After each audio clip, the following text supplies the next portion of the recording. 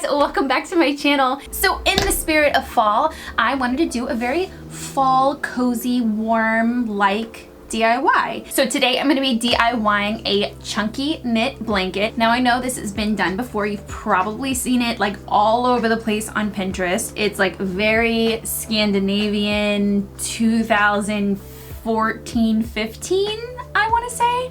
So I wanted to give it a little bit of a, whoa, my voice sounded really weird. I wanted to give it a little bit of a spin and dye it. When I was researching like what types of yarns people are using and testing and what they like most, this thing could get pretty expensive. You need a lot of yarn. So I was dead set on finding the right type of yarn, but also as many freaking coupons as I possibly can, so it doesn't end up costing more than just going and buying the blanket already made. So we went to ebay.com. I just wanted to see if anyone had some yarn that was brand new that they were just trying to get rid of or sell off. Maybe it was a project they didn't do. I was just curious. So I went to eBay and I just typed in the brand of yarn that I was looking for. This is called Loops and Threads Free Spirit. There's actually quite a few sellers selling their yarn. Like this one, $21. That's definitely worth it. I opted not to, obviously, because I wanted to do this project right now.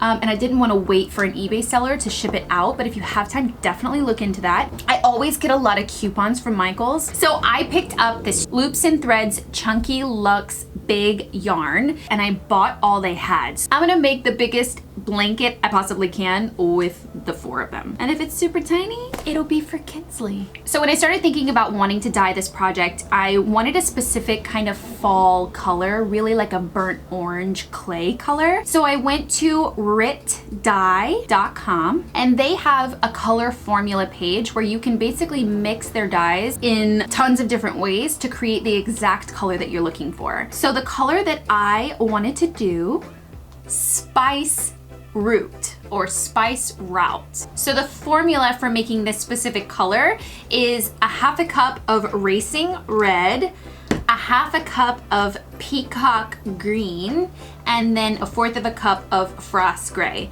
I actually want to test out this color combination first to see what it's going to look like on the yarn. So I've got our bowl and 2 cups of hot water. Instead of using cups, because obviously we're doing a lot less dye, we're just doing a tester batch, we're gonna use caps. Give it a little stir. So I'm gonna take my tape measure and actually tape it down to my desk. So I'm gonna be making my blanket 30 inches wide. You're gonna take your first, I think it's skein, and we're going to tie a knot. Okay, so you have your first loop. You're gonna pull the yarn through the loop, creating another loop. So this first row is pretty simple. It's just gonna become a braid. Your goal is to make the loops somewhat of the same size all the way down.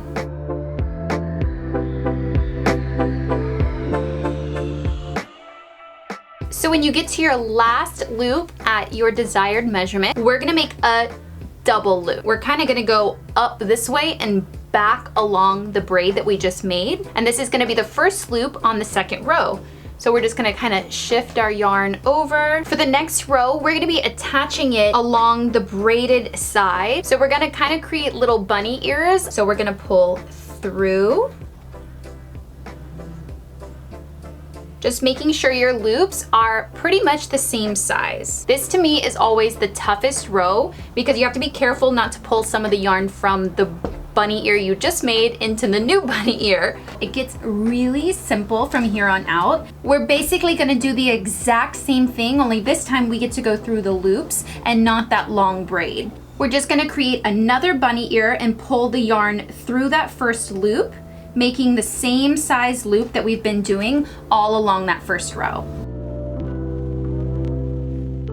When you get to the end of each row, it's basically like you're doing a double loop. So you're gonna go through that loop twice and then start your next row. So I just finished the first bolt of yarn or skein of yarn, and this is how much blanket I got. It's about 9 inches. So if each of these skeins of yarn give me 9 inches and I only have 4, 36 inches, roughly. A little shorter than I want it to be. So now I'm gonna show you guys how to tie the new piece of yarn, the new skein of yarn, to the old one so that you can keep going. And you're simply going to knot them together, just like you would tie, I guess, your shoelaces into a knot. And then you're just gonna cut off these ends. And you're simply gonna keep going. When you get to the very end and your last row, we're basically going to create the same braid that we did at the very beginning. So you're gonna take your first 2 loops on this last row, and your second loop is gonna go through the center of your first loop. So you're just gonna push it through and then pull out that loop. Next, you're gonna take your loose yarn strand and go through, which would be your 3rd row, creating that loop or bunny ear like we've been doing so far, like so. And then put that loop through the first set of loops that you just did. It's basically creating this edge to the blanket that we did in the beginning.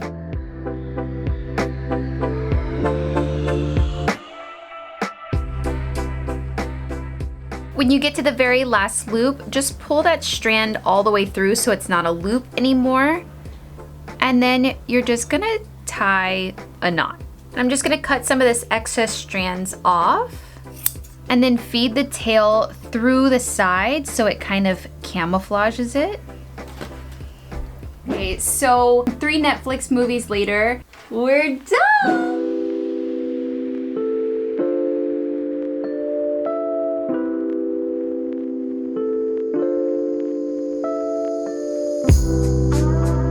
And it's small. So it's measuring 30 inches by 35 inches. So if you want a real life person blanket, I would recommend doing it 35 inches wide, and then I used 4 yarns. I would recommend probably doubling that. Our test came out from our dye. This is the color that it came out. It's definitely not what I expected. It's really pale pink. Here's the swatch on it. You can tell that it's kind of like the color of my nails, actually.